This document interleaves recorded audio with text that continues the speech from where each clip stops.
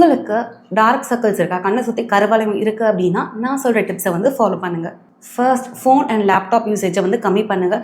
So night நேரம் light off பண்ணிவிட்டு நீங்கள் ஃபோன் ஒரு லேப்டாப் பார்க்கும்போது அந்த ப்ளூ லைட் வந்து உங்களை கண்ணை வந்து அஃபெக்ட் பண்ணும். ஸோ அதனால உங்களுக்கு டார்க் சர்க்கிள்ஸ் வரதுக்கு நிறைய சான்ஸ் இருக்குது. ஸோ உங்கள் ஒர்க்கே வந்து லேப்டாப் அண்ட் ஃபோன் யூசேஜ் தான் அப்படின்னா கண்டிப்பாக யூவி கிளாஸஸ் யூஸ் பண்ணுறது ரொம்ப ரொம்ப நல்லது. ஸோ நைட் ரொம்ப நேரம் ஃபோன் யூஸ் பண்ணுறதை அவாய்ட் பண்ணுங்கள்.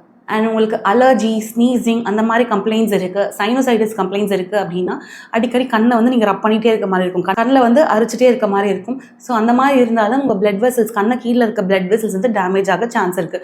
ஸோ இதனால் உங்களுக்கு வந்து டார்க் சர்க்கிள்ஸ் வந்து வரலாம். ஸோ உங்களுக்கு அலர்ஜி, சைனஸ் அந்த மாதிரி இருந்துச்சு அப்படின்னா கண்டிப்பாக அதுக்கான ட்ரீட்மெண்ட் வந்து எடுக்கணும். ஸோ ஐ மேக்கப் வந்து ப்ராப்பராக ரிமூவ் பண்ணுங்கள். ஐ மேக்கப் ப்ராப்பராக ரிமூவ் பண்ணலை அப்படின்னாலும் உங்களுக்கு வந்து டார்க் சர்க்கிள்ஸ் வந்து வரலாம். அண்ட் ரொம்ப முக்கியம், ஒரு நாளைக்கு 3 லிட்டர்ஸ் வாட்டர் வந்து கண்டிப்பாக குடிங்க. ஸோ பாடி டீஹைட்ரேட் ஆனாலும் உங்களுக்கு வந்து டார்க் சர்க்கிள்ஸ் வந்து வரலாம். அண்ட் ரொம்ப முக்கியமான விஷயம் ஸ்ட்ரெஸ்னால கண்டிப்பாக உங்களுக்கு டார்க் சர்க்கிள்ஸ் வந்து வரதுக்கு நிறைய சான்ஸ் இருக்குது.